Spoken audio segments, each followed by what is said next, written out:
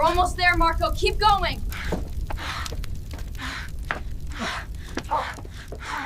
I can't breathe.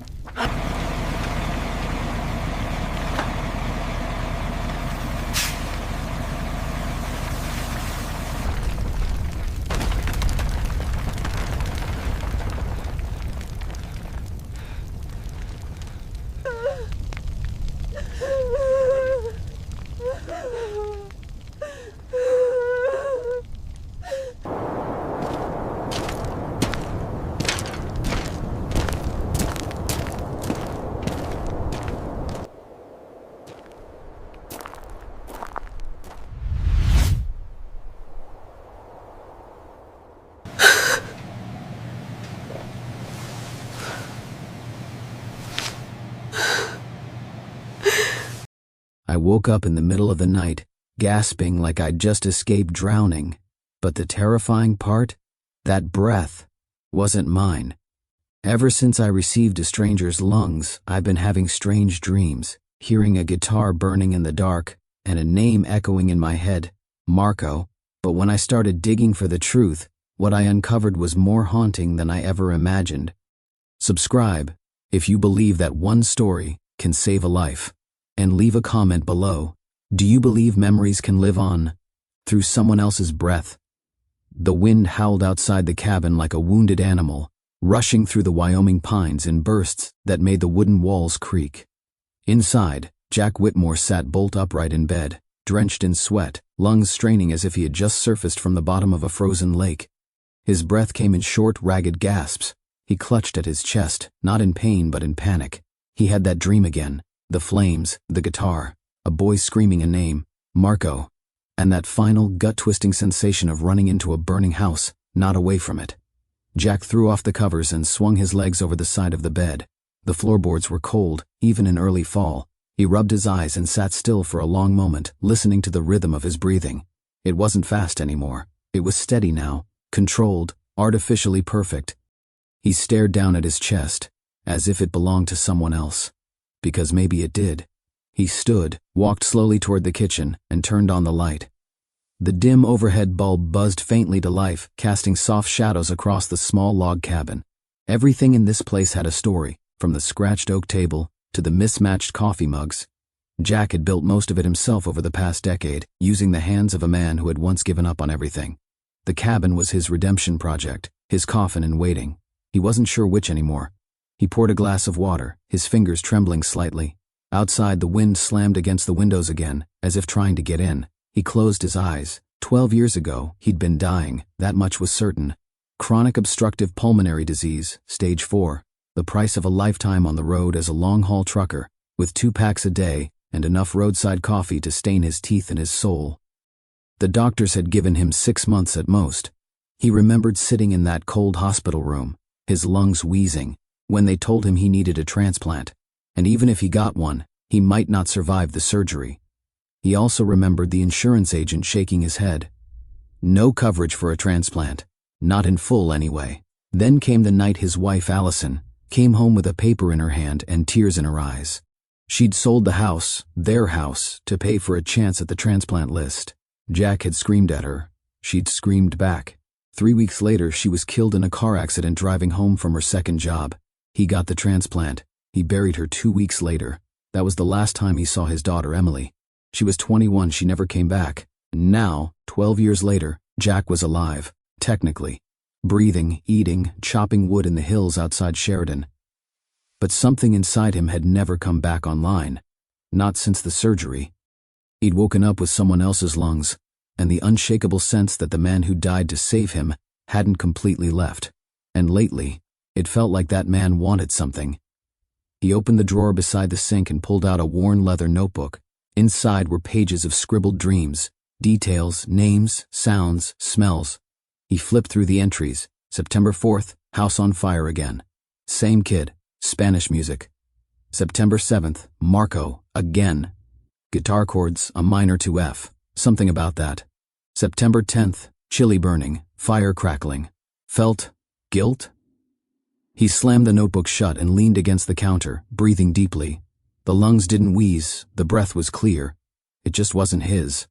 Jack looked at the window where his reflection stared back. Older, leaner, a man with more regrets than teeth. He whispered into the silence, "Who are you?" Outside, the wind didn't answer, but something in his chest shifted.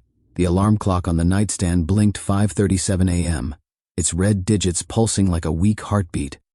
Jack Whitmore sat at the small oak table in the kitchen, staring at the mug of coffee cooling in front of him. He didn't drink much coffee anymore. His new lungs didn't like it, but old habits were stubborn. He wrapped his rough hands around the mug anyway, absorbing the warmth, trying to stop the tremor that always came in the early hours. The cabin smelled of pine and cold ash. He'd built it over 3 years with nothing but his own hands, a hammer, and the stubbornness of a man who refused to die on anyone else's terms. Outside, Wyoming's hills rolled out under a pale sky, the horizon still bruised from night. The world was silent here, except for the creak of the wood stove and the occasional caw of a raven. This was where he had come to disappear, to become no one, to live out whatever time he had left without witnesses. 12 years earlier, he had been a different man, a roadman. The hum of 18 wheels beneath him, the stink of diesel and cigarettes, endless asphalt stretching across America like a promise that never delivered. Jack had been a long-haul truck driver for nearly 30 years, proud of it too.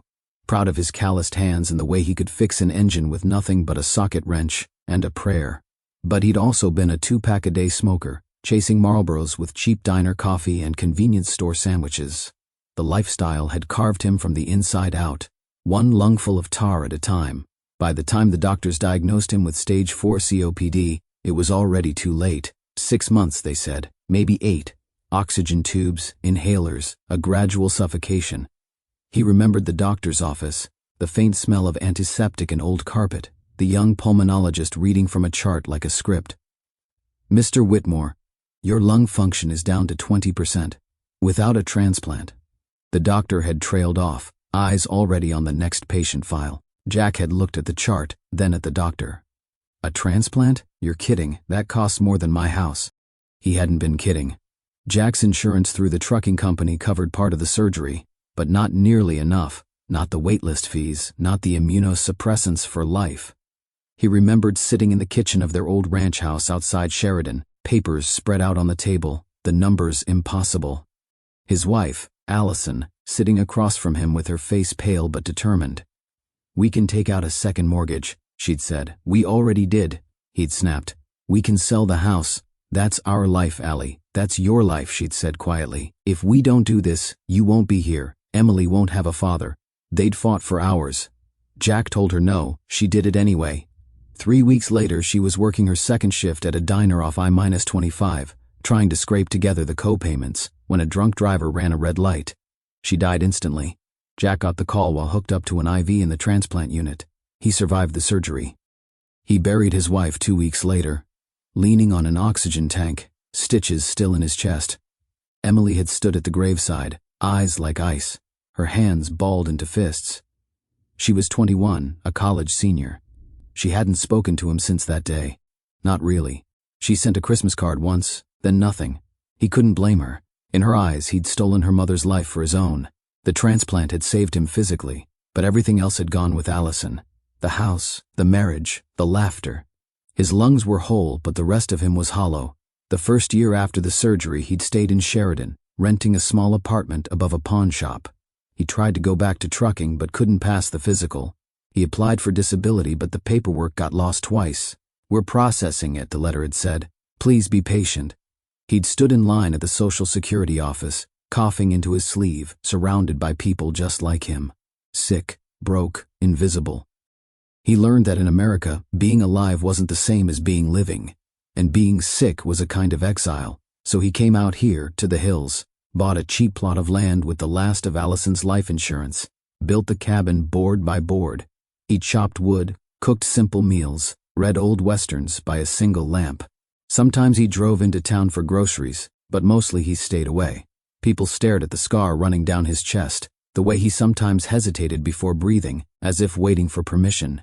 He didn't mind. He'd become a ghost anyway. At night, he'd lie awake, one hand on his chest, feeling the rise and fall. It wasn't the same as before. The breath felt bigger somehow, deeper, as if the air traveled through someone else's memories before reaching him. He thought he was imagining it. He told himself it was survivor's guilt. He told himself a lot of things, but then the dreams started. The first one had come a year after the surgery. He was running through a burning hallway, smoke stinging his eyes, clutching a guitar case in one hand and reaching for someone he couldn't see. A voice behind him shouted, "Marco!" The floor gave way, and he woke up gasping, clutching his chest, the sheets damp with sweat. The dreams grew more vivid, smells, sounds, names. He started waking up with Spanish words on his tongue, words he didn't know he knew. Sometimes he heard music, soft chords, a male voice singing in a language he barely understood. He wrote them down in a notebook, but the entries looked like the ramblings of a madman. He tried telling his doctor once, during a follow-up in Billings. Dr. Cohen was kind but tired. "It's not uncommon for transplant recipients to experience psychological changes," he'd said, typing notes into the computer without looking at Jack. "We don't have evidence of cellular memory, but survivor's guilt, dreams, these are normal. If you want, I can refer you to a counselor." "Will my insurance cover it?" Jack had asked. Dr. Cohen hesitated. "Probably not." Jack had laughed. Then never mind. The counselor's card stayed in his wallet for 3 years. Now, sitting at his kitchen table with the wind rattling the windows, Jack felt the dreams pressing at the edge of his mind like something alive. He rubbed the scar on his chest absently. The lungs didn't wheeze. They hadn't in years. But sometimes, late at night, he swore he could feel them shudder, like an animal in a cage. He looked at the leather notebook again. Names scribbled in shaky handwriting: Marco, Isabel, Santa Fe, guitar, fire, each entry a puzzle piece from a life he'd never lived. He closed the notebook slowly, staring at the blank wall. Outside, a raven called once, its cry echoing through the hills like a warning. He whispered to himself, "I'm still alive." It didn't sound like a comfort. It sounded like a question. The sound of the mailbox creaking open broke the stillness of the afternoon. Jack rarely got mail anymore, just junk flyers and the occasional VA newsletter, with a smiling veteran holding a flag. But that day, something heavy thudded onto the floor of the metal box. A padded envelope. No return address, just his name, handwritten in blue ink. He brought it inside and opened it carefully. Inside was a copy of his transplant paperwork. He had requested it months ago, never expecting it to come. Bureaucracy rarely moved this quickly. The document was clinical, cold, pages of coded language, organ tracking numbers, blood type compatibility reports, and a release form with a signature that wasn't his. But buried in the middle of the report, printed in a block of gray type, was a line he hadn't seen before. It had probably been redacted on earlier copies. Donor, Noah Ramirez. Male, age 22. Deceased, Santa Fe, New Mexico. Cause of death, structural fire, inhalation and trauma. Jack stared at the name. Noah Ramirez. The name felt familiar, as if he'd heard it whispered in his dreams. He mouthed it, letting it roll off his tongue, tasting the syllables. There was something about the R in Ramirez that made his throat tighten, as if the lungs remembered saying it. He set the paper down and leaned back in the chair. Outside, the wind had died down. The cabin was unnaturally quiet. He reached for his notebook and wrote the name slowly, Noah Ramirez. Then underlined it twice. He opened to an older page. Sept 7, Marco, again. Name shouted, fire everywhere. Someone playing guitar before it started, Spanish chords. He flipped further back. August 29th, smell of burning wood, and cinnamon, someone crying. It's not your fault, Papa. Jack leaned back. He didn't know a single person named Noah, never had, and he'd never been to Santa Fe in his life, but the lungs had, and somehow they were trying to tell him something.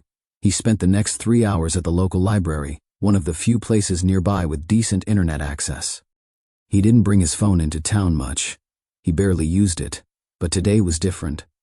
He logged into an old Yahoo email he hadn't touched in years and began searching.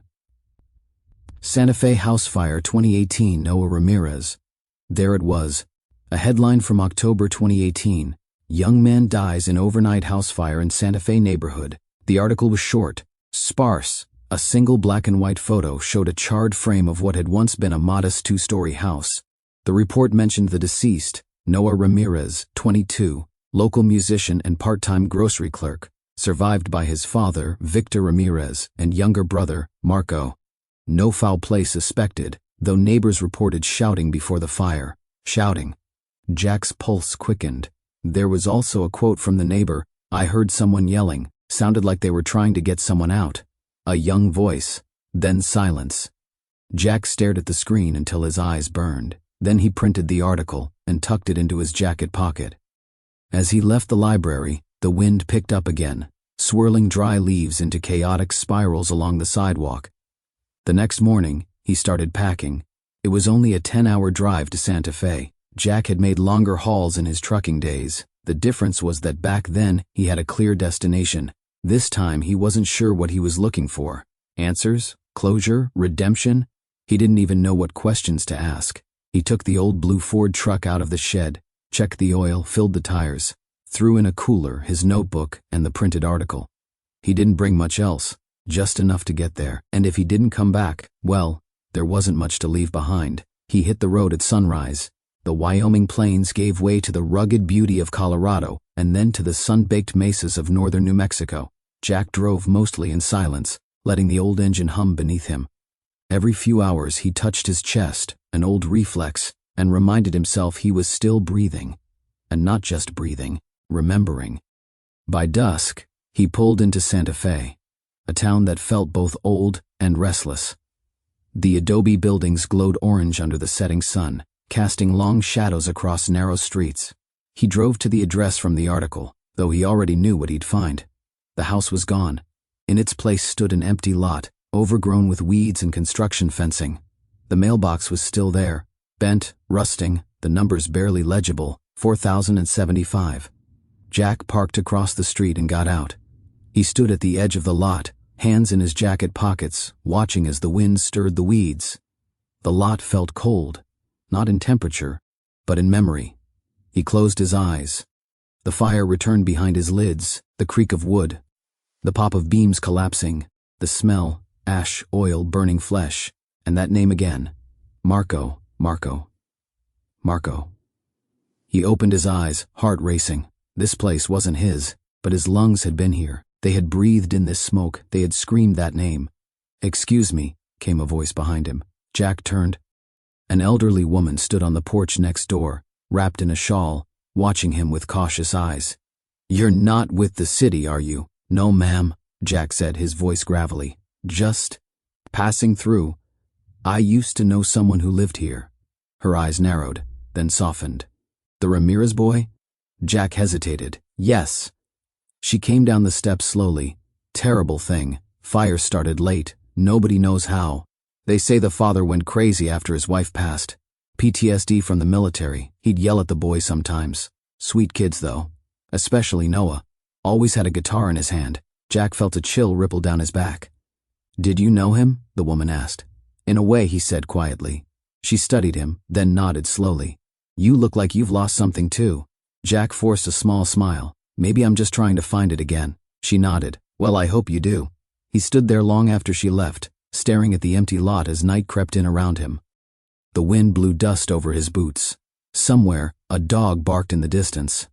Jack didn't move, because for the first time in years, he wasn't sure where he ended and where Noah began. The next morning, Jack returned to the lot at 4075 just after sunrise. He sat in his truck with the windows rolled down, watching light break over the cracked sidewalk and the overgrown grass. Something about the stillness of the place unnerved him. There was no traffic, no bird song, just wind and memory. He pulled the article from his coat pocket and read the final line again. "Noah Ramirez is survived by his father, Victor Ramirez, and his younger brother, Marco. His longtime girlfriend, Isabel Cruz, declined to comment." He underlined the name, Isabel Cruz. He started searching online again, tapping her name into a local directory on his cracked phone screen. There were too many Isabel Cruzes in New Mexico, but after narrowing it down with Santa Fe and music, he found her. Isabel Cruz. Music teacher. Santa Fe High School.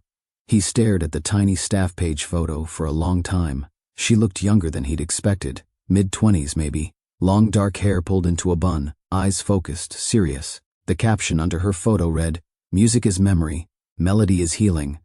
Jack wasn't sure what made him decide to go. He told himself it was for answers, closure, maybe even peace. But deep down, he knew it was something more primal. The lungs wanted it. He parked in the visitor lot of the school just before lunch hour and waited until the students started trickling outside. He approached the main office, told the receptionist he was a friend of Isabel's father. He made the name up on the spot and was waved down the hall to the music wing. The hallway smelled of wax and floor cleaner, humming faintly with out-of-tune piano chords. Jack paused at the door marked Miss Isabel Cruz, music and composition, and knocked twice. The voice on the other side was calm but firm. "Come in." He pushed open the door slowly. The room was filled with shelves of sheet music, posters of jazz legends, and rows of acoustic guitars hung neatly on the walls. A grand piano stood in the corner beneath soft yellow light. Isabel sat at her desk, scribbling notes into a folder. She looked up. For a moment she didn't say anything. Her expression was unreadable, somewhere between curiosity and defense. "Can I help you?" she asked. Jack cleared his throat. "I'm sorry for just showing up like this. I was hoping to talk to you. It's about Noah." The name landed between them like a dropped plate. Isabel blinked once. Then again. "No one said his name to me in almost 5 years, she said softly. "Who are you?" He stepped closer but kept his distance. "My name is Jack Whitmore. I think I received his lungs." Her hand tightened on the pen. "What?" "I had a double lung transplant 12 years ago. Recently I finally got access to the donor information. It was Noah Ramirez. He died in that house fire. I know this sounds crazy, but you think you got Noah's lungs?" She cut in, her voice rising. "I don't think," Jack said gently. "I know. I have the documents." He handed her a copy of the transplant paperwork. She read it in silence, her face a storm of memory. When she finished, she set the paper down carefully. "What do you want from me?" she asked, her voice shaky. Jack hesitated. "I've been dreaming. Things I couldn't know, fire, music, someone shouting Marco's name, Spanish words I've never learned. I thought maybe you could help me understand, that's all." Isabel looked at him for a long time. Then, slowly, she walked to a locked drawer in her desk and opened it. She pulled out a worn leather journal, its corners frayed. She handed it to him without speaking. Jack opened it. Inside were handwritten lyrics, chord progressions, half-written verses. At the top of one page in faded ink was the title, "Breath Me Home." Jack felt his stomach turn. He flipped through the pages. Verse 1 was complete. Verse 2, incomplete. The bridge, empty. "These were his songs?" he asked. Isabel nodded. "That one was the last one he ever wrote. He started it the week before the fire, said it came to him in a dream." Jack ran his fingers over the page. "I've heard parts of this in my sleep," he whispered. "I didn't know it was real." "Why now?" Isabel asked. "Why come after all this time?" Jack looked up at her, eyes damp. "Because I need to know if I'm losing my mind, or if I'm holding on to someone else's memories." Isabel walked to the piano, opened the lid, and began to play softly. The melody was haunting. Familiar. Jack closed his eyes. Chords flowed through the room like smoke, a minor, F-C-G, the exact sequence he'd scribbled in his notebook last month. He opened his eyes. "That's it," he said. "That's the song from my dreams." Isabel's hands froze on the keys. She turned to him slowly. "You couldn't have known that." "I didn't," Jack said, "until now." Silence settled between them. Then Isabel whispered, "He wanted to be remembered. He told me, once, that if anything ever happened to him, he hoped someone would carry his music forward." Jack's voice caught. "Maybe that's what I'm supposed to do." They sat there, in the quiet, letting the music fill the spaces between grief. Isabel wiped her eyes. "There's more. I kept everything. Photos, recordings, letters. You can come by later. I live near the plaza." "Are you sure?" She nodded. "I think maybe he's not done talking."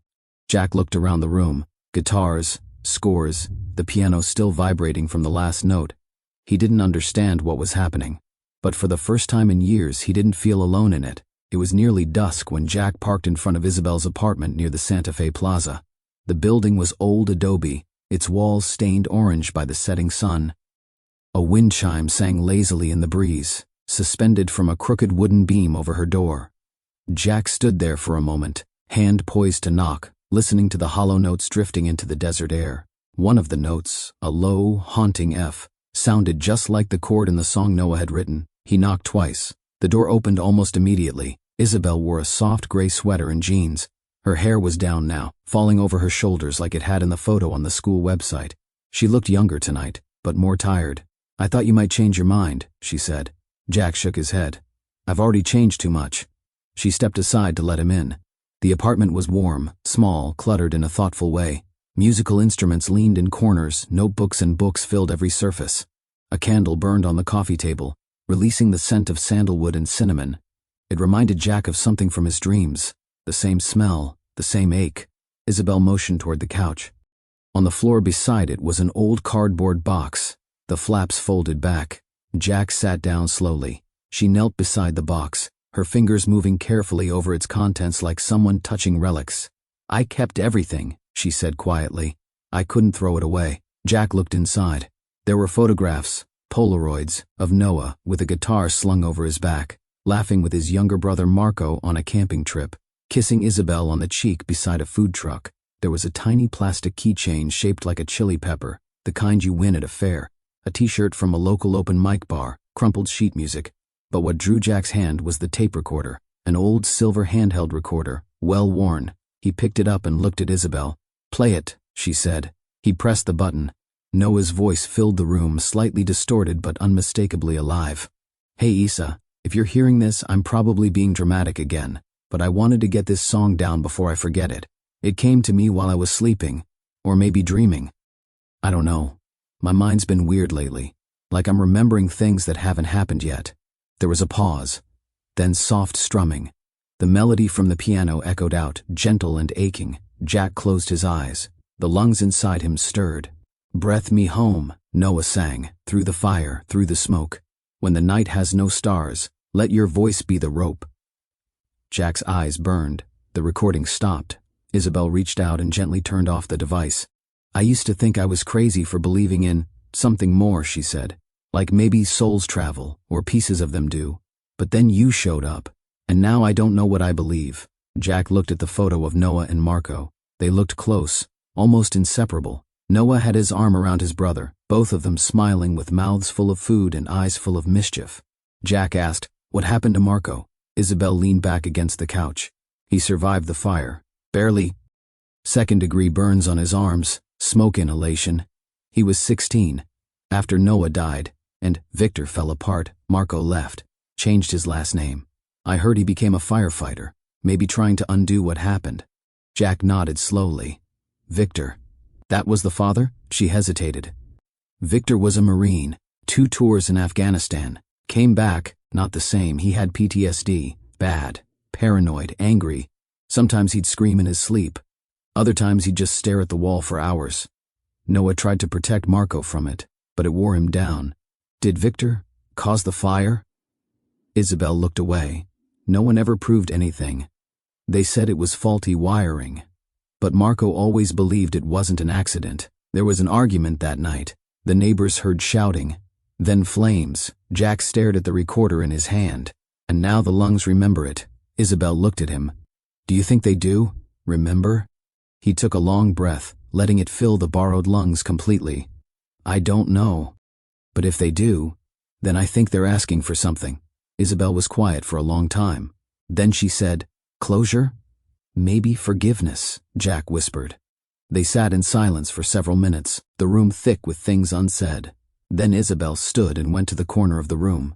She picked up a guitar and brought it to him. This was his. Jack touched the wood reverently. It was scuffed and worn, the fretboard smooth from years of playing. He placed it on his lap awkwardly. "I haven't played in decades." Isabel smiled. "Your hands will remember." He looked down, uncertain, then began to strum softly. A minor, FCG, the same progression. The fingers moved like they knew where to go, even if his mind didn't. He stopped after a few bars. Isabel's eyes were wet again. That's exactly how he played it. "I'm not him."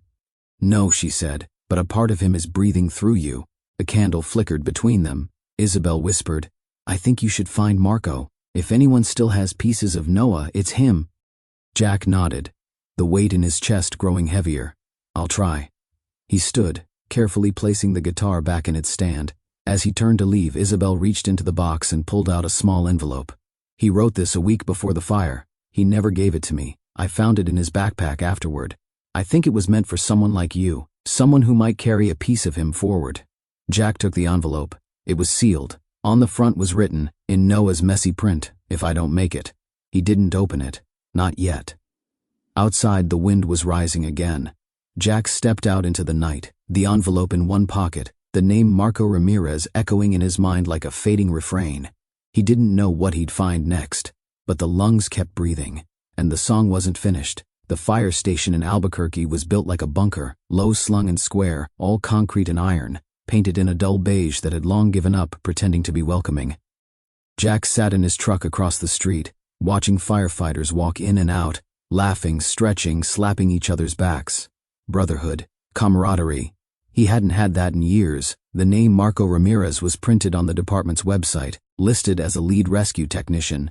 Jack had made the call that morning, claiming to be a journalist working on a piece about fire survivors. The captain said Marco would be back from a shift around 3 p.m. It was 3:12 now. Jack's palms were sweating. He got out of the truck and walked across the street slowly. His lungs felt tight, not from illness but anticipation.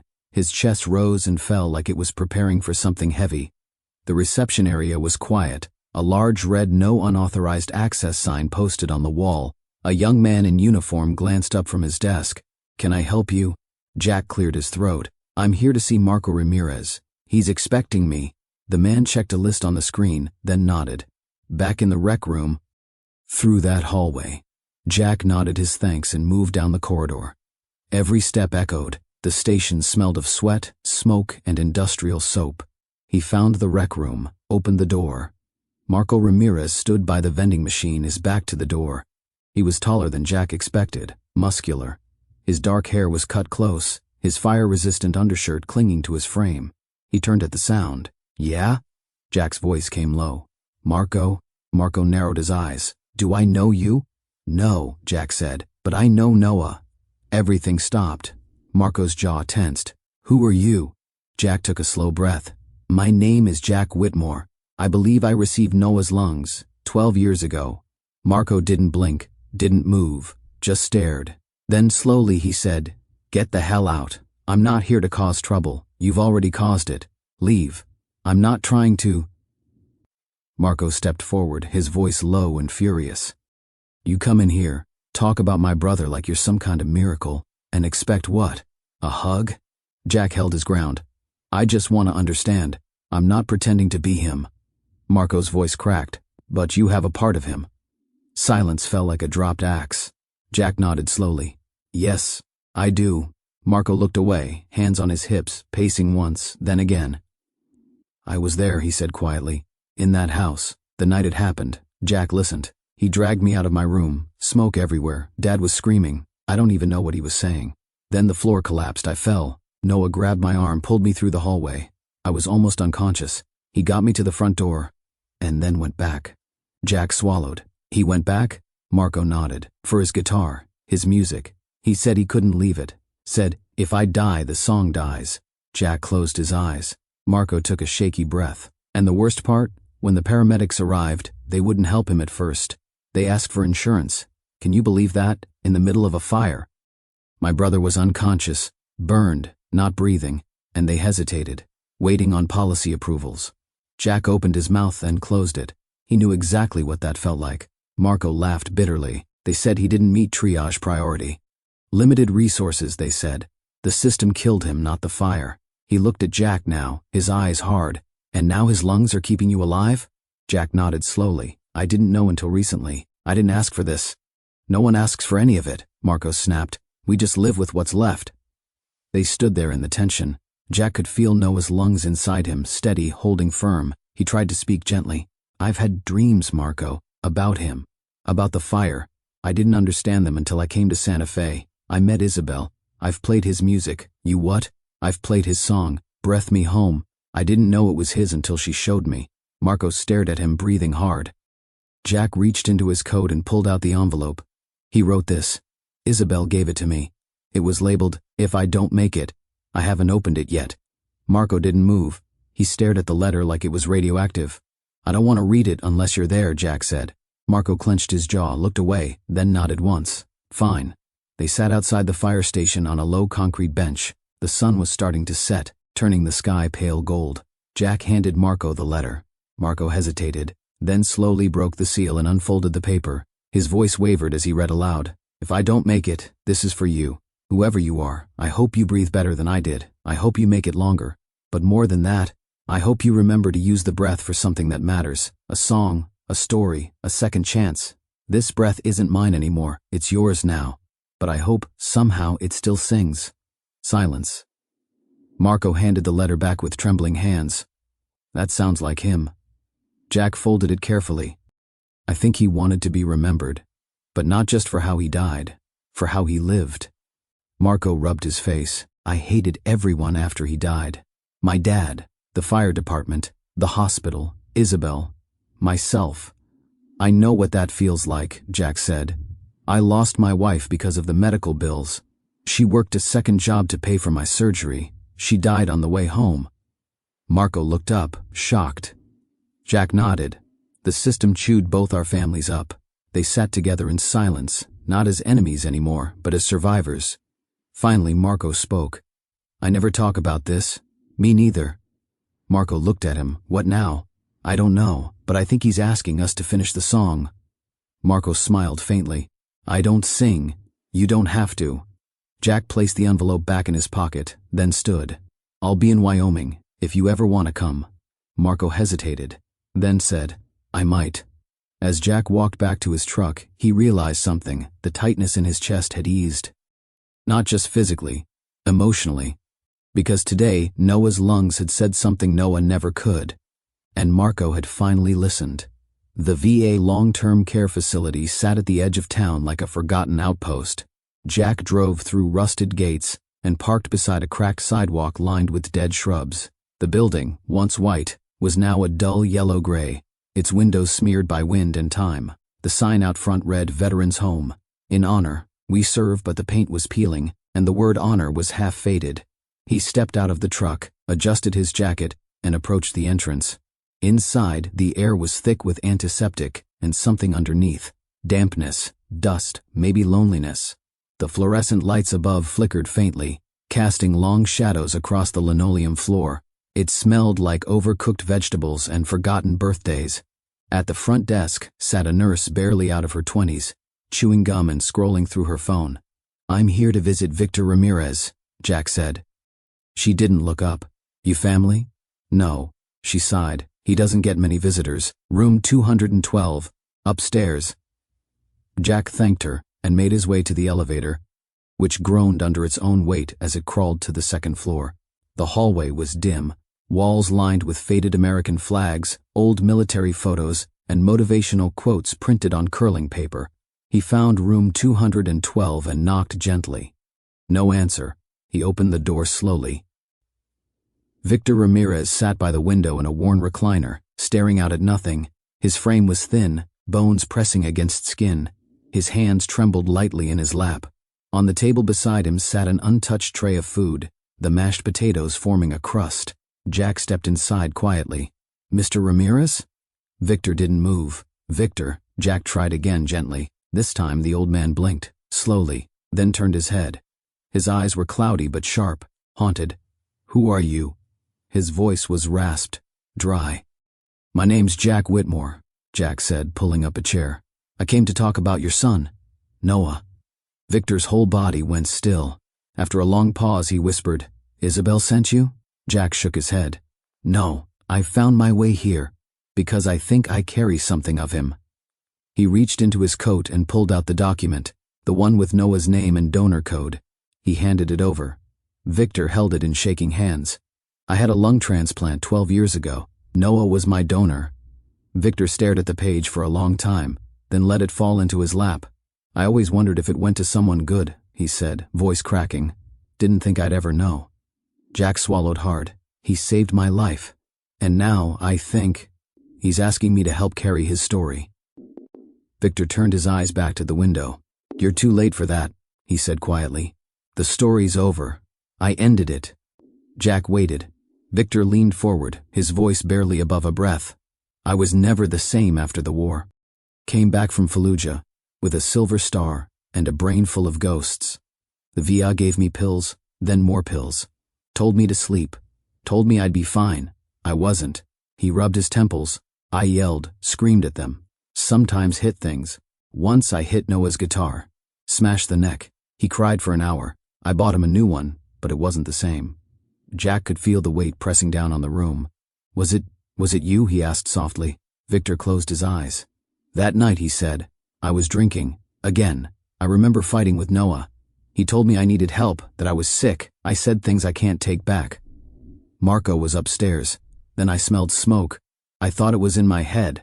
I thought it was just another dream. His voice cracked. By the time I realized it was real, the house was already gone. Noah was gone. He turned to Jack, eyes wet and unblinking. I didn't light the fire.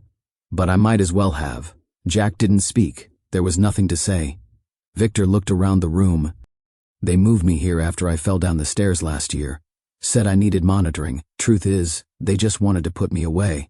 He gestured to the peeling walls, the buzzing lights, the silence. They come once every few hours to check vitals. That's it. The nurse on night shift fell asleep last week. One of the guys down the hall had a stroke and laid there for 5 hours before they found him. This place, it's a graveyard with furniture. Jack clenched his jaw. Victor coughed hard, reached for a glass of water with trembling hands. Jack stood, helped him hold it steady. The man's skin was paper thin, his veins like road maps of regret. Victor whispered, they don't treat us like men anymore, just numbers, bed counts, insurance codes. Half the time I forget my own name. Jack sat back down, his heart heavy. I know the feeling. Victor looked at him. Do you hear him? Jack nodded. In dreams, in moments I can't explain. Victor closed his eyes. He was better than me. Kinder, quieter. He didn't deserve to burn. Jack's voice came low. He didn't burn. He breathed his way into someone else's life. And now that breath is still moving. Victor looked at him, tears forming. I wanted to say I'm sorry, but the words never seemed enough. Sometimes, Jack said, just saying them is all we have. The silence between them was thick with shared grief, unspoken apologies, and the weight of years. Finally, Jack stood. I should go. Victor looked down at his hands. Will you come back? Jack nodded. If you want me to. Victor's voice trembled. I do. Jack took one last look around the room. On the dresser sat a photo. Noah and Marco, both teenagers, standing in front of the house that no longer existed. The sky behind them was bright and blue, full of possibilities. He walked out of the room and down the hall. As he passed the front desk, the same nurse didn't even glance up. Outside, the sun had almost disappeared, casting long shadows across the parking lot. Jack stood for a moment, feeling the breath in his chest. It was still steady, still strong, and for the first time he realized this breath wasn't just a second chance. It was a responsibility. The cabin was quieter than usual when Jack returned. The Wyoming wind had died down, leaving the air still and heavy, as if the hills themselves were holding their breath. He hadn't been back in weeks, but everything looked exactly as he'd left it, except for the unfamiliar car parked in the driveway, a silver Honda, California plates. He slowed the truck, heart thudding in his chest, not out of fear, but something closer to hope, mixed with the kind of anxiety that only comes from decades of silence. She was here. He pulled up beside the car, turned off the engine and sat for a moment, his hands still on the wheel. Then he stepped out and walked toward the porch. The screen door creaked open before he could knock. Emily stood in the doorway. Her eyes were the same shade as Allison's. Deep green, sharp and searching. Her hair was shorter now, pulled back in a bun. She wore a faded flannel and jeans, but she stood with a stiffness that came from years of learning to carry herself alone. They stared at each other. "Hi, Dad," she said. Jack opened his mouth, but the words didn't come, so she stepped out onto the porch first, crossing her arms tightly across her chest. "I figured you wouldn't call, even after everything." Jack swallowed. How did you know I was here?" "I never stopped knowing," she said. "I just stopped looking. But then last week I got a letter." Jack blinked. "From who?" She reached into her jacket and pulled out a folded page. "Isabel Cruz said you'd been in New Mexico, that you were dealing with something big, that it involved a donor, a young man named Noah." Jack's breath caught. Emily stared at him. "Why didn't you tell me you had someone else's lungs?" Jack stepped back, leaned against the porch railing. The wood creaked beneath him. "I didn't want to burden you. You'd lost enough. You think I didn't have the right to know what was keeping you alive?" He looked at her, ashamed. "I didn't know how to explain it." "Well, maybe it's time you try." Jack gestured toward the cabin. "Come inside." They moved in silence. Inside, the warmth of the wood stove hummed in the background. Jack made tea out of habit, placing the mugs on the old oak table. Emily didn't touch hers. Jack sat down slowly, elbows on the table. 12 years ago, he began, they told me I wouldn't make it. Stage 4 COPD. My lungs were shot from all those years on the road. And from being stupid. Emily looked down. "I remember," she said. "I remember Mom crying. I remember the for sale sign." Jack nodded. "She sold everything, to keep me alive. I fought her on it. We argued. I said awful things." Emily's voice cracked. "And then she died." Jack's eyes were wet. "I never forgave myself. I didn't know how to look you in the eye after that. You blamed me." And I didn't argue. Because I blamed me too. She wiped a tear from her cheek. "You disappeared. I needed a father. And you vanished. I didn't think I deserved you," Jack whispered. They sat in silence. Then Jack added, "I didn't know whose lungs I had until recently. I finally got the records. Noah Ramirez, a 22-year-old musician who died in a house fire. And ever since, I've been remembering things that aren't mine." Emily leaned forward slightly. "Like what?" "Dreams, smells, music, a song he never finished. A sense that he's still present, not just in breath but in memory." "That's impossible," she said, "but not with certainty." Jack shook his head. "I thought so too. But I met his girlfriend, his brother, his father. I saw the house that burned.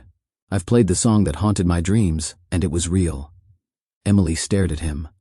"Why are you telling me this now?" "Because I've been running from grief for too long, and I think maybe it's time I stop." She looked away, blinking fast. "I kept that voicemail you left," she said. "From the hospital. The one where you could barely breathe. You said, 'I'm sorry, Em. If I don't make it, just know I tried.' I listened to it every night for a year." Jack's throat tightened. "I wanted to call you back," she said. "But then you lived, and it felt wrong. Like the wrong person made it. I've felt that every day." Emily looked at him. "So what now?" Jack took a deep breath. "I'm trying to figure that out. I think Noah wanted his story to mean something. I think he wanted his lungs to carry more than just breath. Maybe music, maybe reconciliation." He looked at her. "Maybe forgiveness." Her voice was barely a whisper. "Do you still have Mom's photo?" Jack nodded, stood up, and walked to the small mantel above the fireplace. He lifted the frame carefully and brought it back. It was the three of them. Allison, Jack, and little Emily, maybe 6 years old, with a gap in her teeth and frosting on her nose. A birthday party. A better time. Emily took the frame. Her eyes filled. "She would have loved to see you fight," she said. "Not just to survive, but to matter." Jack whispered, "I want to matter again." Emily reached across the table and placed her hand on his. For a long moment they just sat like that. The room quiet, the fire cracking softly, the silence between them no longer hostile, but healing. Then Emily said, "Tell me the whole story. From the beginning." And so he did. From the diagnosis to the surgery, from Allison's death to the dreams, from Isabel to Marco to Victor, from guilt to breath to a song not yet finished. And when he was done, she said, "Then let's finish it together."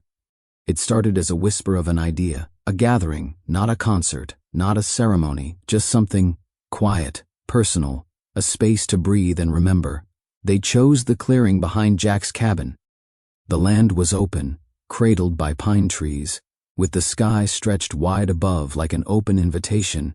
It was the first week of September, and the air had that early bite of fall, the kind that reminded you to put your hands in your pockets and look inward. Isabel brought the guitar. Emily brought the photo of Allison. Marco brought silence at first, but when he arrived carrying nothing but a thermos of coffee and a nervous glance at Jack, no one asked for more. They built a small fire. It wasn't a memorial in the traditional sense. No podium, no eulogies, no pastor. Just 4 people with more shared ghosts than shared years. 4 people bound by one man's breath, by a song unfinished, and by the invisible thread of grief and grace. Jack sat with the guitar resting on his knee. He hadn't played in front of people in years, not since his bar band days in Nashville, long before the trucking jobs, the hospitals, and the loss. He looked up at the others. "I never knew him," Jack said, voice rough but steady, "but I've carried his breath longer than he had it. And for months now, I've been haunted by a song I didn't write." Isabel nodded gently. Emily sat beside him, her hand on his shoulder. Jack adjusted the guitar strap and began to play. A minor, FCG. The chords drifted into the trees, soft and fragile at first, then gaining strength. He played the first verse as Noah had recorded it. Then Isabel sang the second verse, words she'd added, words they'd pieced together from notes in Noah's journal. Her voice was soft but aching, like someone singing through the memory of a dream. Then Jack took the bridge. His voice cracked, but he didn't stop. If this body breathes for two, let the second soul break through. Let the fire not be the end, but the match for what I send. As the last chord lingered in the air, the clearing fell silent, not the kind of silence that asks what's next, the kind that means something sacred just happened. Marco stood, eyes glistening. He walked over to Jack and reached into his jacket. From the inside pocket, he pulled out something wrapped in a folded piece of cloth. It was Noah's harmonica. "I found this last week," Marco said, didn't know what to do with it. Jack took it reverently. He raised it to his lips and played a single note. The sound wavered, imperfect, human. Then he played a second. The notes blended with the chords still echoing from the guitar. Then he stopped and looked around. "I think that's how he'd want it," Jack said. "Not perfect, just real." Isabel stepped closer. "There's something else." She pulled out a small flash drive. Recordings. All of Noah's music. His demos. Voice notes. "I've digitized everything. I want to share it. Online. With his name." Jack nodded. "Do it." Marco hesitated, then added, "And tell people what happened, about the fire, about the system that failed us, about how families fall through the cracks." Emily chimed in, "About how breath can be borrowed, but never wasted." They sat again, shoulder to shoulder, as the fire crackled and the stars began to bloom above them. It wasn't a concert, it was communion. An hour passed, then two. Eventually they poured out mugs of coffee and tea. They talked about Noah, his music, his jokes, his weird obsession with vintage cereal boxes. Isabel told a story about how he once tried to serenade her outside her window and broke a lawn chair in the process. Marco laughed. For the first time in years, he laughed without guilt. Emily asked Jack about Allison. He told her about their road trip through Montana, the time they'd gotten caught in a hailstorm and danced under a gas station canopy. They cried a little, smiled more. When the fire began to die, they didn't rush to relight it. They let it fade naturally, because sometimes letting go isn't forgetting, it's honoring. Jack stood, brushing ash from his jeans.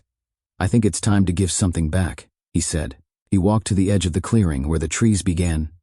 There, beneath a tall pine, he dug a small hole with his hands. From his coat pocket, he pulled the letter Noah had written, "If I don't make it." He placed it inside. Then next to it, he laid the harmonica. No plaque, no words, just breath returned to earth. When he finished, he stood in silence, and the others joined him. The wind picked up gently, rustling the trees, swirling around them like an unseen fifth presence. And in that breeze, in the rhythm of the leaves, they could almost hear it, a voice that wasn't there, but wasn't gone either, singing something about coming home. 2 weeks passed. It began with a single video upload, just under 4 minutes long. A grainy recording of a firelit clearing in Wyoming where a weathered man with silver in his beard and grief in his lungs sang a song he didn't write, on a guitar that wasn't his, for a boy he'd never met. "Breath Me Home."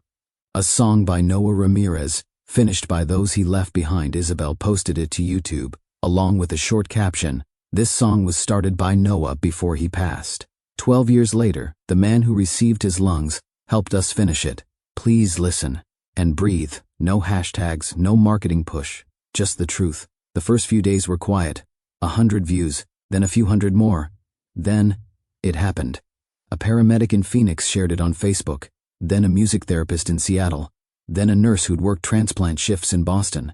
Within 48 hours, the views hit 50,000, then 100,000, then it was on Reddit, then local news. Then someone from NPR called Isabel asking for an interview. The story wrote itself. A grieving family, a lung recipient haunted by dreams, a song completed beyond the grave. And then the comments poured in. Not the usual noise of the internet, but something deeper. "My sister was a donor. I've always wondered who got her heart. This song gave me hope. I've been on the transplant list for 4 years. This reminded me to keep waiting. I'm a nurse at a VA home. We try, we do. But it's not enough. Thank you for showing what these men carry. My dad died waiting for an organ that never came. We need better systems. But in the meantime, this song helped me breathe again. Jack didn't read them all, but Emily did. Every night she sat at the cabin's small desk with her laptop open, her face glowing in the soft light. She'd call out the ones that made them both laugh, or cry, or fall into silence. He never thought a guitar in a fire pit would turn into something that touched people far beyond those trees. But it had. One morning a letter arrived, not an email, not a DM, a real handwritten letter.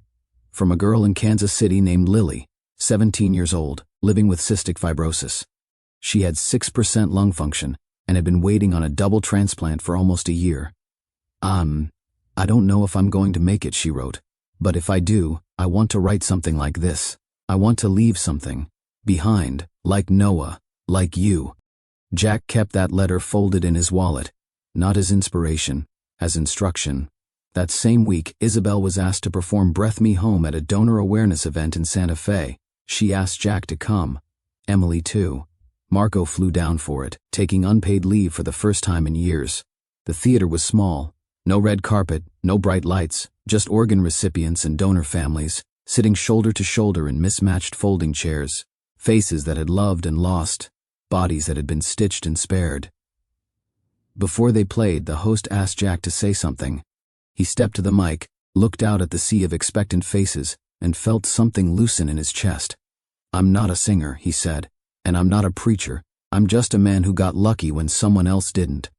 He paused. I used to think of this breath, these lungs, as something I didn't deserve, and maybe I still don't, but lately I've come to believe they weren't a reward, they were a responsibility. Noah gave me more than breath. He gave me unfinished business. He looked toward Isabel, then Marco, then Emily. And maybe that's all any of us can ask for, that when we go, something we've done, something we've started, keeps going. He stepped back. The applause was soft, reverent. Then the music began. This time, Isabel played piano instead of guitar. Jack sang the first verse. Emily harmonized on the second. Marco, ever the quiet one, stood in the wings holding a candle for Noah, its flame steady and defiant. When they reached the final line, the whole room seemed to breathe in unison. This breath isn't mine anymore, but it still sings. Tears, silence, then a standing ovation, not because the song was perfect, but because it was real. Afterward, people came up to hug them, to cry, to thank them, to hand Jack envelopes with stories, USBs of hospital photos, bracelets from fundraising walks, pieces of lives intersected by medicine, loss, and the stubborn will to keep going. At the end of the night, an older man in a wheelchair wheeled himself forward. His oxygen tank hissed softly. He reached out and gripped Jack's hand. My son died in Afghanistan, he said. We buried him with honors. But you brought him back. Not him, exactly, but the belief that we aren't forgotten. Thank you for that. Jack couldn't speak. He just nodded, squeezing the man's hand. Back at the cabin, a week later, Jack stood alone on the porch. The stars above him stretched wider than ever before. He took a deep breath, deep and full, and for the first time in 12 years, it felt entirely his. Not because the lungs had changed, but because he had.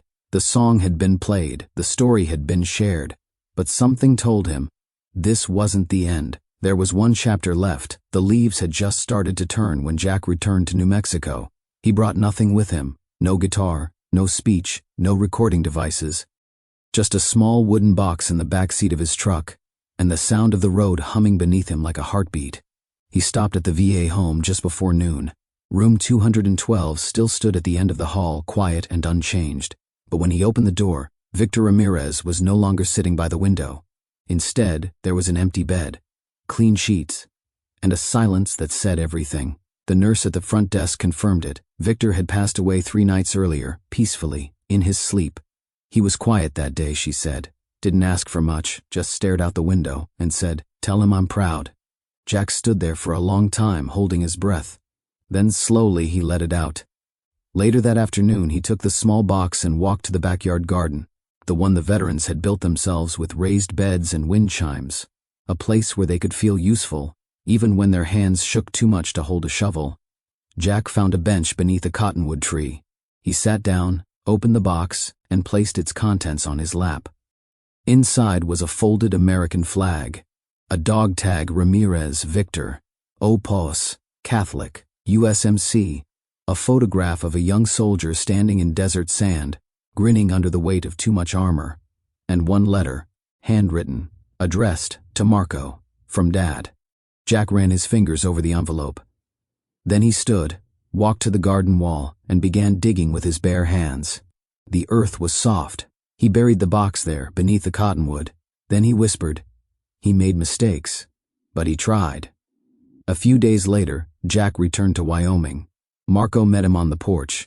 They didn't speak right away. They just stood together, side by side, watching the wind move through the trees. "I got your message," Marco said finally. Jack handed him the folded letter. "He left this for you." Marco opened it, read it silently. The words hit hard. His shoulders trembled once, then steadied. "I wish I'd heard these things sooner," Marco said. "So did he." They sat down on the porch steps, letting the last light of day spill across the valley. After a long pause, Marco said, "I've been thinking about something. A foundation." Jack turned to him. "A non-profit," Marco explained. "Something small at first, in Noah's name, for families dealing with transplants, emergency housing, mental health support, maybe even legal help for the ones who get lost in the insurance system." Jack felt the breath catch in his chest. "That's a hell of an idea." Marco nodded. "We'd need a board. You, me, Isabel. Emily's already offered to help with outreach." Jack smiled. "Of course she has." They sat in silence for a while, imagining it. A place where breath wasn't just survival, but a second chance. Jack looked out at the trees. "What would we call it?" Marco didn't hesitate. "The Second Breath Foundation." Jack nodded slowly. "Perfect." That night, they drafted the paperwork. Isabel called in a friend who worked in nonprofit law. Emily built a website from scratch. They used the video as their launch story. In the first week, they raised $12,000. A month later, they were featured in People. 2 months after that, Jack was asked to speak at a national transplant conference in Denver. But all of that was background noise. The real story was this. A boy named Noah had died in a fire. His lungs had saved a man who no longer wanted to live. His memory had brought together a fractured family, and his unfinished song had become a symphony of second chances. And 1 year later, it was a clear spring morning when Jack stepped up to the small stage in front of a white tent. The first Second Breath Foundation retreat was underway. Dozens of families, survivors, doctors, donors, recipients, and volunteers gathered in the hills of Colorado. Jack took the microphone. His beard was grayer now, his hands a little steadier, his voice more certain. "I don't have a speech," he said. "Just a question." He looked out at the crowd. "What do you do with the breath you're given?" He let it hang there. "I used mine to stay hidden, to punish myself, to pretend I was done. But I wasn't. And if you're sitting here, listening to this, neither are you." He glanced down at the guitar resting beside him. He picked it up, strummed the familiar chords, a minor, F, C, G. He sang the first verse. The crowd joined in on the chorus, and when he reached the end, he let the final note drift into the sky. Not as an ending, as a continuation, as a breath, going further. Epilogue. Emily stood beside a hospital bed 2 months later in a small transplant center in Kansas City. The girl lying there was pale, wired, fragile, but her eyes were awake, filled with tears. "Hi," Emily said softly. "You probably don't remember me, but I'm Jack's daughter, and you wrote him a letter last year, after the video." Lily smiled, weak but radiant. "They found me lungs," she whispered. "I made it." Emily reached into her purse and pulled out a flash drive. "Then it's time you heard the full song. Sometimes, what keeps us alive isn't just breath, it's the meaning we give it." Noah didn't get to finish his song, but through Jack, Marco, Emily, and Isabel, it found its way into the world. And maybe that's all any of us can hope for, that even after we're gone, something we've started will keep breathing. So tonight, just pause for a moment, take a deep breath, and ask yourself, what will I leave behind with mine? Now it's your turn. Have you ever known someone who gave life long after they were gone? Or maybe you felt a second chance breathing inside you? Share your story in the comments. We read every word. And if this story moved you, like, subscribe, and hit the bell to join us in telling stories that matter. one breath at a time,